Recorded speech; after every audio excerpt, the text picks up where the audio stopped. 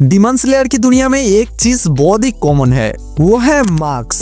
Tanjiro की master उरोकोदाकी हमेशा marks पहनते हैं। उनके स्टूडेंट के पास भी अपना अपना मार्क्स होता है और शॉर्ट बनाने वाले लोग भी मार्क्स से चेहरा ढक कर रखते हैं। पर सवाल है, ये सब मार्क्स पहने क्यों रहते हैं? सिर्फ एक ड्रेसिंग चॉइस है या फिर इसके पीछे डीप मीनिंग छुपा हुआ है? आज हम इसी राज को खोलेंगे। सबसे पहले बात करते हैं तांजीरो की मास्टर उरोकोदाकी साकुंजी के बारे में। ये हमेशा एक ब्लू टेंगु मार्क्स पहने रहते हैं। इसका रीजन पूरा सिंपल है। वो पहले वाटर हसीरा थे और डीमंस उनकी शकल याद कर चुके थे, इसलिए उन्होंने मार्क्स पहना ताकि उनकी आइडेंटिटी छुपी रहे। लेकिन एक और रीजन है, इस मार्क्स में प्रोटेक्टिव स्पेल्स होते हैं जो उन्हें और उनके डिसाइपल्स को बचाते हैं। तो मार्क्स यहाँ एक तरह से सेफ्टी सील का काम करते हैं। अब आते हैं उनके स्टूडेंट पर, जैसे साबितो और माकुमो।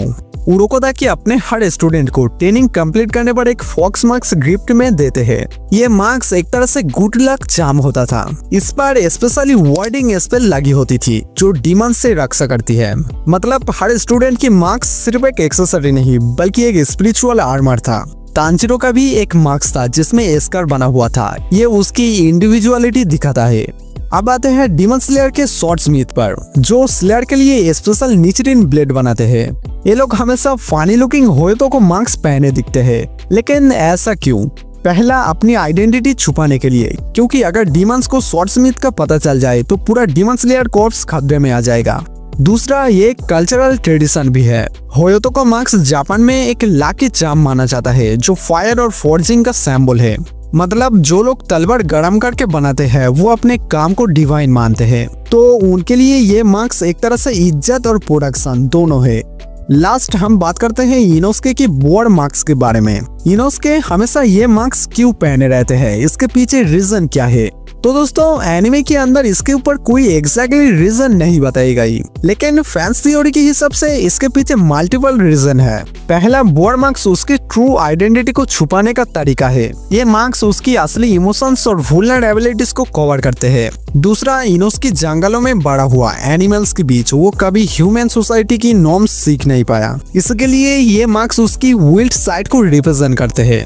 तीसरा थ्योरी पर्सनली मेरा है। मास्क के साथ वो एक विल्ड और इंटिमिडेटिंग पर्सन क्रिएट करते हैं। ये उसके ओपोनेंट को साइकोलॉजिकली इफेक्ट करते हैं और वो ज्यादा सैवेज और डेंजरस दिखाता है।